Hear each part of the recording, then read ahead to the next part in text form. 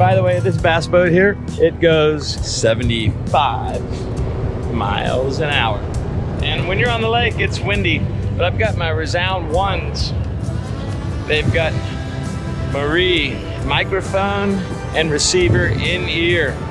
And I've got a special setting where I can actually make it so that's the one that's working, so the external ones don't pick up all the noise from the wind. So hearing aids can sound like a microphone in the wind, but with my ReSounds, the one specifically, I can make it not do that. Pretty cool, huh?